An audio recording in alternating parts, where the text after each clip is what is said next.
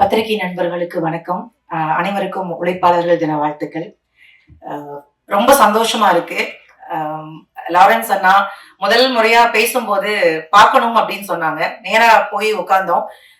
போய் முதல் முறையா உட்காரும் போது அவர் ஒரு நடிகராகவும் நான் அவரை பார்த்ததில்ல, நம்ம திரைப்படத்துல பாத்துருக்கோம்ல, அப்படிதான் போய் நான் உட்கார்ந்தேன். ஒரு 5 நிமிஷம் பேச ஆரம்பிச்சிருப்போம். அதுதான் உடன்பிறப்பு மாதிரி அச்சா 2 பேருமே அப்படிதான் இருக்கும். அந்த போட்டோ எடுத்து போய் எங்க அம்மாட்ட காமிச்சேன். நான் பெத்த பிள்ளை மாதிரியே இருக்கேடி பண்ணாங்க. அம்மா, அவர் நீங்க பெத்த பிள்ளை இல்ல, இந்த உலகத்துல எல்லாரும் பெத்த பிள்ளை மாதிரி தான் அவரு. அது கண்மணி அம்மா உலகத்துல எல்லாருக்கும் அவர் பிள்ளை அப்படின்னு ஒப்படைச்சிட்டாங்களோ என்னவோ தெரியல. அது மாதிரி 2 பேரும் பேச ஆரம்பிச்சோம். மாற்றம் நிறைய சொல்லுவாங்க, மாற்றம் ஒன்றுதான் மாறாத வார்த்தை அப்படின்னு சொல்லுவாங்க. என்னை பொறுத்த வரைக்கும் மாற்றத்தினால் நிறைய விஷயம் மாறப்போகுது, அதுதான் உண்மையான விஷயம். பேசும்போது நிறைய பேச ஆரம்பிச்சோம். என்ன மாதிரியான விஷயங்கள் பண்ண போறாங்க அப்படின்னு நான் தெரிஞ்சுக்க ஆசைப்படும் போது அண்ணா கிட்ட இருந்து வந்த முதல் வார்த்தை, விவசாயம் முதல்ல ஹெல்ப் பண்ணணும்டா, விவசாயிகளுக்கு ஏதாவது ஒண்ணு பண்ணணும் அப்படின்னாங்க. எனக்கு ஒரு பெரிய சந்தோஷம். இந்தியாவினுடைய முதுகெலும்பு விவசாயின்னு சொல்லுவாங்க. அதனாலதான் யாருமே திரும்பி பாக்குறது இல்லையோ என்னவோ தெரியல. பெருசா அவங்களுடைய கஷ்டம் நமக்கு தெரியாது இல்ல. நாங்கெல்லாம் கிராமத்துல இருந்து வந்திருக்கோம். நிறைய கடன் பிரச்சனை, நிறைய ஒண்ணும் இல்ல. நீங்க கிராமங்கள்ல போய் தெருவோரத்துல ஒரு கீரை கட்டி எவ்வளவுன்னு கேட்டா 10 ரூபானா அந்த பாட்டி 1/2 மணி நேரம் தூக்கிட்டு போவான். 10 ரூபாயா 10 ரூபாயான்னு. ஆனா கண்ணாடி ஷோரூம்ல வச்சிருந்தா எவ்வளவு வேணாலும் கொடுத்து வாங்கிட்டு போவோம், அது வேற பிரச்சனை. ஆனாலும் கிராமங்கள்ல இன்னமும் கஷ்டப்படக்கூடிய விவசாயிகள் எத்தனையோ பேர் இருக்காங்க. அதற்கு ரொம்ப அழகா ஒரு மூலதனமா அந்த டிராக்டர் கொடுக்கணும் அப்படின்னு சொன்னப்ப எனக்கு ரொம்ப ரொம்ப சந்தோஷமா இருந்தது. அது விவசாயிகளுக்கு போய் சேரணும் அப்படிங்கறதும் எனக்கு ஒரு பெரிய சந்தோஷம். ஏன்னா இந்த உலகத்திலேயே வெளுக்கக்கூடாத சாயம் 2 இருக்கு. நம்ம துணி சாயம் வெளுத்துருச்சுன்னா போட முடியாது, விவசாயம் வெளுத்துருச்சுன்னா நம்மளால சத்தியமா வாழ முடியாது. அதுதான் உண்மையான விஷயம். விவசாயத்துக்கு ஒரு விஷயம் பண்ண போறாரு அப்படின்னு நினைக்கும் போது எனக்கு ரொம்ப ரொம்ப சந்தோஷமா இருந்தது. எப்படி அண்ணனுக்கு இந்த விஷயம் தோணுச்சு? முதல்ல விவசாயிக்கு ஏதாவது ஒண்ணு பண்ணணும்டா, கிராமமா போகணும், எல்லா விவசாயிகளும் நல்லா இருக்கணும், அதற்கு நீங்க எல்லாம் கூட இருக்கணும். அண்ணா கூட நாங்க எப்பவுமே அங்கதான் இருக்கோம், ஏன்னா நாங்களும் கிராமத்துல இருந்து வந்தவங்க தானே. அதனால இன்னொரு விஷயம் சொல்லணும்னா, நீங்க விவசாயிகளுக்கு ஏதாவது ஒரு விஷயம் பண்ணீங்கன்னா அவங்க உங்களுக்கு திரும்ப கோடி விஷயம் கொடுப்பாங்க. அது சத்தியமான உண்மை அது. அதனால அது ரொம்ப சந்தோஷமா இருந்தது. சரி, விவசாயிகளுக்கு மட்டும்தான் மாற்றம் உதவி செய்ய போகுதா அப்படின்னு கேட்டேன். இல்லடா, அடுத்து இன்னொரு விஷயம் அப்படின்னாங்க. அது என்ன விஷயம்னு, கல்வி வேணும், கண்டிப்பா படிப்பு ரொம்ப ரொம்ப முக்கியம் அப்படின்னா எனக்கு உண்மையிலேயே பயங்கர ஷாக்கா இருந்தது. எப்படி இந்த மனுஷன் இவ்வளவு யோசிக்கிறாரு அப்படின்னு. அது குறிப்பா அவர் வளர்த்த பிள்ளைகளுக்கு அவர் கொடுத்ததே கல்வி மட்டும்தான்.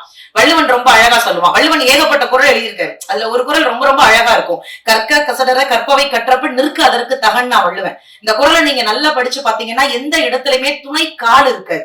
வள்ளுவன் ஏதாவது ஒரு விஷயத்த சும்மாதான் வைக்க மாட்டான். இந்த குறள்ல ஏன் துணை கால் வைக்கலன்னா, நீ படிப்புன்னு ஒரு விஷயம் இருந்ததுன்னா உனக்கு யாருடைய துணையும் இல்லாம தனியா நிக்கலாம், அதுக்காகவே நீ படிச்சுட்டு போகணும். எனக்கு தெரிஞ்சு லாரன்ஸ் அண்ணா ஏன் துணையே உனக்கு தேவையில்லை, நீ படிச்சுனா நீ யாருடைய துணையும் இல்லாம நிக்கலாம் அப்படிங்கிறதுக்காக கல்விங்கிற ஒரு விஷயத்த மாற்றத்துக்குள்ள கொண்டு வர்றாங்க. அதுவுமே ரொம்ப சந்தோஷமா இருந்தது. அவ்வளவுதான். நான் விவசாயம் கல்வியான்னு கேட்டேன். அது எப்படி, அடுத்து மருத்துவத்திற்கும் நான் ஏதாவது உதவி செய்யணும்னு எனக்கு ஒரு பெரிய ஷாக்கா இருந்தது.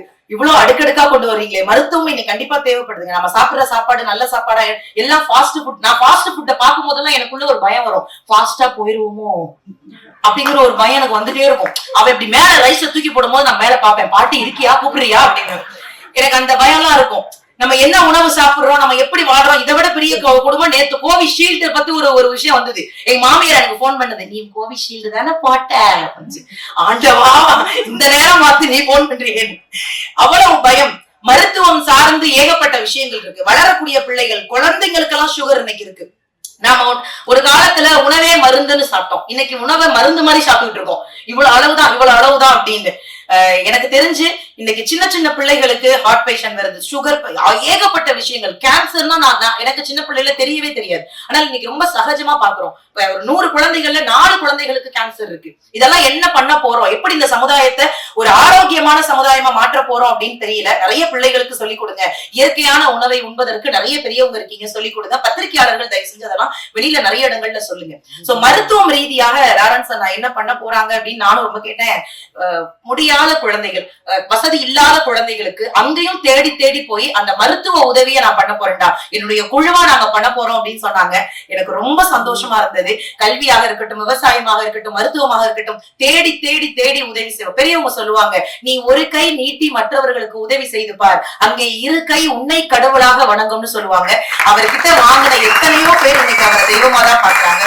குறிப்பா என்ன மதிச்சு கூப்பிட்டு உட்கார வச்சு இந்த பொறுப்புகள் நான் உனக்கு கொடுப்பேன், இறைவனுக்கு பயந்து அதை ஒழுங்கா பண்ணணும்டா அப்படின்னு ரொம்ப சந்தோஷமா இருந்தது. அண்ணா கண்டிப்பா நான், ஏன்னா இப்ப வரைக்கும் நாங்கள் பண்ணக்கூடியதெல்லாம் எங்க கிட்ட இருக்கக்கூடிய ஏதோ, நான் பட்டிமன்ற பேச்சாளர், விஜய் டிவில வேலை பாக்குறோம், அதுல இருக்க வருமானத்தை வச்சு ஏதோ என்னால முடிஞ்சது நான் பண்ணிக்கிட்டு இருக்கோம்னா அப்படின்னு. இல்லடா அதுவே போதும், ₹1 கொடுத்தாலும் அது மிகப்பெரிய விஷயம் தான் சொல்லி ஒரு அங்கீகாரம், ஒரு பாராட்டு கொடுத்தாங்க. அதுக்கு ஒரு பெரிய பெரிய சந்தோஷம் தான். எப்பவுமே நீங்க சந்தோஷமா இருக்கணும். நிறைவா நான் ஒரே ஒரு விஷயம் முடிச்சிடுறேன். பணம் காசு கொடுத்துதான் உதவி பண்ணணும் அப்படின்னு கிடையாது. தானத்தில் சிறந்த தானம் நிறைய பேர் சொல்லுவாங்க, அன்னதானம் சொல்லுவாங்க, பணம் கொடுத்து என்ன தானம், ரத்த தானம் நிறைய சொல்லுவாங்க. ஆனா என்ன பொறுத்த வரைக்கும் தானத்தில் சிறந்த தானம் நல்ல வார்த்தைகளை அடுத்தவர்களுக்கு தானமா கொடுங்க. அதுதான் உலகத்திலேயே மிகச்சிறந்த தானம். நீ நல்லா பண்ற, நீ நல்லா இருக்க, நீ சூப்பரா இருக்க. அந்த வெள்ளத்துல எல்லாம் அந்த நம்ம உதவி பண்ணிட்டு வீட்டுக்கு போகும்போது எனக்கே ஒருத்த மெசேஜ் ஒரு மீன்ஸ் அனுப்பிச்சிருந்தான், ஆஹா அறந்தாங்க நிஷான்னு பார்த்தா ஆயா தாண்டா சாப்பாடு கொடுத்துட்டு இருக்குன்னு. ஏண்டா இதுக்காக நான் என்னோட ஃபுல் மேக்கப்லயே போய் நிக்க முடியும்? அடுத்தவர்களுக்கு உதவி செய்யும் போது அவர்கள் மனதை காயப்படுத்துற மாதிரி எந்த வார்த்தையும் பயன்படுத்தாதீங்க. அதை நான் ரொம்ப தாழ்மையா கேட்டுட்டு, இந்த மாற்றம் இனி உலகம் முழுக்க யாருக்கும் ஏமாற்றம் ஏற்படாது அப்படிங்கிற ஒரு நம்பிக்கையோடு நீங்க எல்லாருமே லாரன்ஸ் அண்ணாவை ஒரு பெரிய கைத்தட்டல் கொடுத்து அவருக்கு வாழ்த்து கொடுக்கணும். ஏன்னா இந்த வயதுல இவ்வளவு ரசிகர்களை சம்பாதிச்சது மட்டும் கிடையாது, எத்தனையோ குடும்பங்களை சம்பாதிச்சிருக்காங்க. அதையும் தாண்டி நாங்கெல்லாம் டிவில பார்த்து வியந்த எஸ்.ஜே. சூர்யா சார் ஒரு மிகப்பெரிய நடிகர், எல்லாவற்றிற்கும் மேலாக அவர் ஒரு இயக்குனராகி இன்றையோடு 25 வருடம் ஆயிடுச்சு. அதுக்கு ஒரு பெரிய கைத்தட்டல். இயக்குனரா, நடிகரா எத்தனையோ விஷயங்கள் சாதிச்சிருக்கக்கூடிய அந்த ஒரு மிகப்பெரிய நடிகர் மாற்றத்துல இணைஞ்சு நானும் ஏதோ ஒரு மாற்றம் என்னால செய்ய முடியும்னு நிரூபிக்கிறதுக்காக காத்திருக்கக்கூடிய அந்த ஒரு மனிதருக்கும் ஒரு மிகப்பெரிய நன்றியை சொல்லி, வந்திருக்கக்கூடிய அத்தனை பேருக்கும் நன்றி கூறி எல்லாரும் மாற்றத்துல இருப்போம். இனிமே யாருக்கும் ஏமாற்றம் வராத அளவிற்கு பார்த்துக் கொள்வோம். நன்றி, வணக்கம்.